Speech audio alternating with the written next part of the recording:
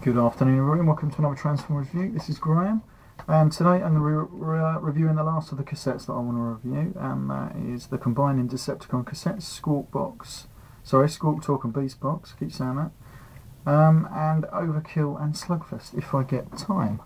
Right, we're going to move straight on. We're going to go with these guys first. This is just a quick look at the box. I quite like the box for this. I bought these guys for about 30 quid and then someone offered me the box. Because it comes with little blister things on the top there. Like I said, they offered me for that for about 15 quid, so I got the pair with the box for about 50 quid all told. So that's not a bad price really, considering if you do find them, and they're pretty good condition. Right, we're going to move straight on.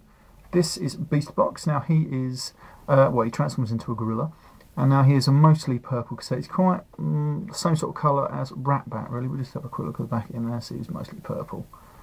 Yeah, not much to say. Now I don't know if you watched my other review on these cassettes, but these newer cassettes, because I think these from 1987 I believe, but they won't fit inside the original Soundwave. They are slightly longer than the original cassettes, but they will fit inside Sound Blaster and the Toys R Us reissue of Soundwave with the extra, well basically just the remould of the Sound Blaster but coloured like Soundwave.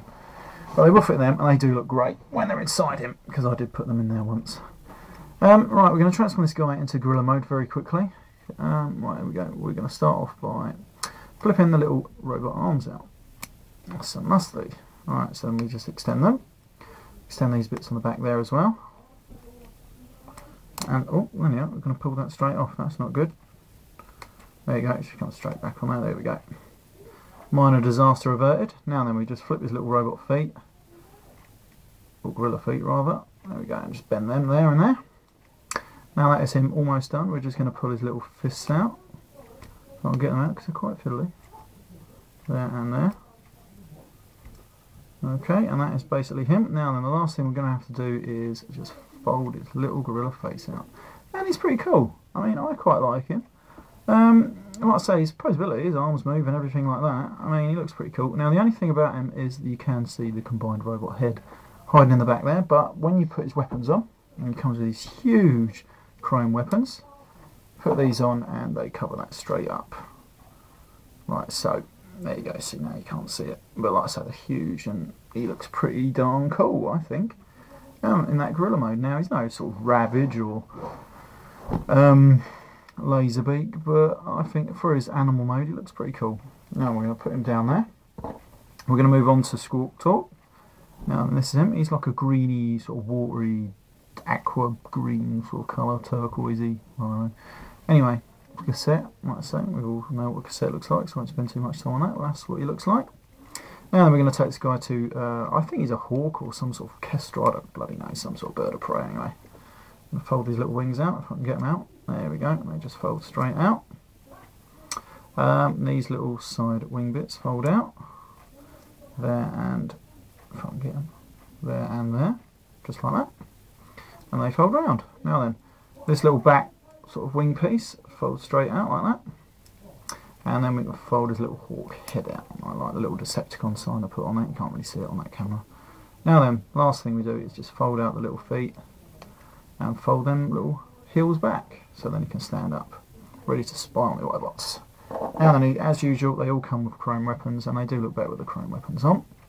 Very much like Laserbeak, these two, because he's got a left and a right. And they go on there.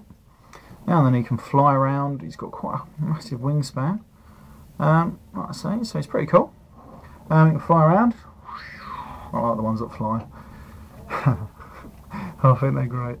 Anyway, like I say, you can pose his little heels. So you can sort of like be looking at the Autobots, spying on them and stuff. And the head sculpt is actually pretty good. Anyway, right, that's enough of him. We're going to take these guys very quickly to the Scorchbox mode. Now then, to transform this, we just take the weapons off, fold his little head back in, fold that bit back over, like that. Fold these bits in, like there and there. What are we going to do next? Fold his little feet back. If I can do it, there we go, fold them back up and then back into position like that. Fold these down, these form his legs of course. And this is the front, so we want the toes pointing that way, and that is basically him. Right, so we're going to put him down there, move on to Beastbox, take his weapons off. Put them down there, we'll come back to those in a minute. Fold these little shoulder panels down, I believe. Fold his little gorilla head away. And that is it, just fold his little arms down like that. Now that is it, then like I say, you can see the robot head there hanging around. Right, now then, he has two little holes there and there. And they fit onto these two little pegs on Squalktalk there. They just fit nicely and snugly into there. I mean, they all do pretty well. As long as you're not, I mean, these arms are pretty stiff, so you're trying to pose them.